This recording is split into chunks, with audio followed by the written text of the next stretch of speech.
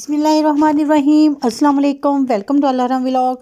Viewers, आज मैं आपके लिए बहुत ही मज़ेदार से टेस्टी से जो चिप्स पकोड़ा है उसकी रेसिपी लेके आई हूँ। आज मैं आपको बताऊंगी कि हमारे जो पकोड़े हैं वो बहुत ही क्रिस्पी और बहुत ही टेस्टी जो है वो किस तरह से बनेंगे। जो क्रिस्पीपन है वो पकोड़ों के अंदर किस तरह से हम जो है वो लाएंगे, कौन सी चीज़ें जो है कौन से मसाले जो है वो हम इस्तेमाल करेंगे, तो जो पकोड़े हैं बहुत ही क्रिस्पी बहुत ही क्रंची जो है वो पकोड़े बनेंगे। तो फिर हम वीडियो को करते हैं शुरू। जल्दी से आप चैनल को जो है वो सब्सक्राइब कर लें जो नए देखने वाले हैं, और साथ में जो बेल आइकन का बटन है उसे ज़रूर प्रेस करें ताकि मेरी आइंदा आने वाली हर वीडियो का नोटिफिकेशन सबसे पहले आपको मिल सके। तो फिर चलिए आइए बिस्मिल्लाह करते हैं। बिस्मिल्लाहिर्रहमानिर्रहीम। तो इस रेसिपी को बनाने के लिए मैंने जो मीडियम साइज़ के 3 आलू लिए हैं।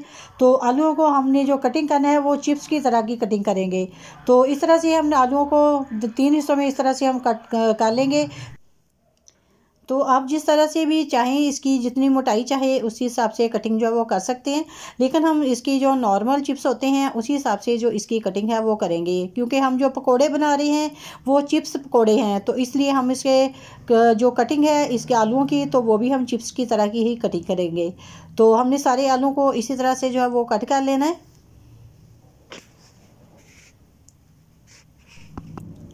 जी, तो माशाल्लाह से सारे चिप्स जो है वो मैंने कट कर लिए हैं। अब मैं इन्हें एक बाउल के अंदर जो है वो ऐड करूँगी। तो बाउल के अंदर ऐड करने के बाद अब मैं इसके अंदर ऐड करूँगी बेसन। तो 2 चम्मच ये खाने वाले जो बड़े चम्मच हैं वो मैंने बेसन के ऐड किए हैं, और 1 चम्मच इसमें जाएगा मैदे का, और साथ में 1 चम्मच भर के जाएगा कॉर्नफ्लोर का। तो इन पकोड़ों के अंदर आप कॉर्नफ्लोर और मैदा जो है वो ज़रूर ऐड करें, इससे जो पकोड़े हैं बहुत ही मज़ेदार क्रंची बनेंगे।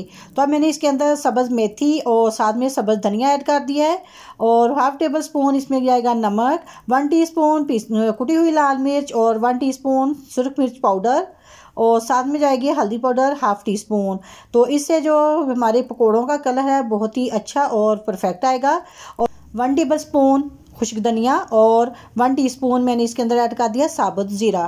तो अब मैं साथ में ऐड कर रही हूँ 3 से 4 सब्ज़ मिर्चें बारीक कटी हुई, और साथ में अब जाएगा 1 अदद अंडा।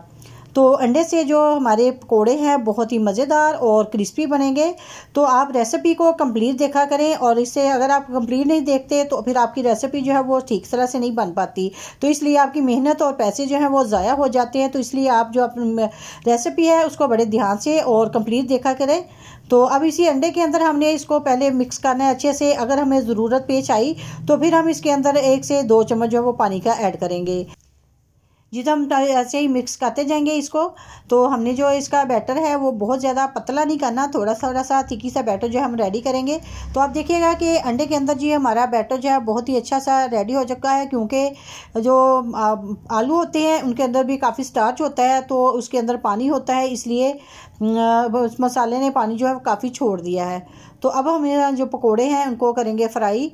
तो पकोड़ों के लिए मैंने जो ऑयल है वो कढ़ाई के अंदर जो है वो ऐड कर दिया है। तो अब हमने पकोड़े जो है हाथों की मदद से इस तरह से हमने डालने हैं कि इसके जो लच्छे हैं वो भी बने।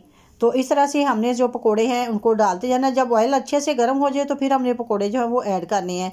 तो जब हम पकोड़े डाल लें तो फिर हमने फ्लेम जो है उसको लो कर देना है, ताकि जितनी लो फ्लेम के ऊपर पकोड़े जो है वो बनेंगे उतने ही क्रंची क्रिस्पी जो पकोड़े हैं वो रेडी होंगे। तो माशाल्लाह जी आप देखिए मैंने पकोड़े जो हैं वो डाल दिए हैं। अब अपने बर्तन के हिसाब से जो पकोड़े हैं वो कम या ज़्यादा जो है वो डाल सकते हैं। ये बहुत ही सीक्रेट रेसिपी है। जो अक्सर दुकानदार जो है वो पकोड़े बनाते हैं तो उसके अंदर मैदा या आटा वगैरह डालते हैं, जिसकी वजह से जो पकोड़े हैं वो बहुत देर तक जो है वो क्रंची और क्रिस्पी रहते हैं। तो इसीलिए आप जब भी आप पकोड़े वगैरह बनाएं तो उसके अंदर मैदा जो है वो उसको ज़रूर ऐड करें, या फिर कॉर्नफ्लावर वगैरह। तो जब ये अच्छे से लो फ्लेम के ऊपर क्रंची से हो जाए तो फिर हम इनको जो है वो निकाल लेंगे। तो ये बहुत ही मज़ेदार और टेस्टफुल से जो पकोड़े हैं वो बनते हैं। रमज़ानुल मुबारक की ये ख़ास रेसिपी है, और अगर पकोड़े ना हो तो रोज़े का मज़ा ही नहीं आता। तो ज़रूर आप ये पकोड़े जो हैं इनको ट्राई कीजिएगा, और कमेंट सेक्शन में बताइएगा कि आपके पकोड़े जो हैं चिप्स वाले वो कैसे बने हैं। तो इसी तरह से मैं बाकी के पकोड़े जो हैं उनको भी रेडी कर लूँगी। जी तो माशाल्लाह से आप देखिएगा कि पकोड़े जो है हमारे रेडी हो चुके हैं। बहुत ही मज़ेदार और टेस्टफुल से जो पकोड़े हैं बने हैं।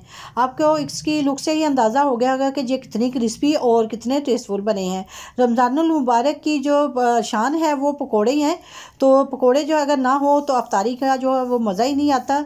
तो माशाल्लाह जी आप देखिए पकोड़े जो है वो हमारे बहुत ही मज़ेदार और टेस्टफुल बने हैं। अगर आपको रेसिपी पसंद आई हो तो प्लीज़ लाइक ज़रूर करें। ये आपकी तरफ से एक इनाम होता है, मोहब्बत होती है।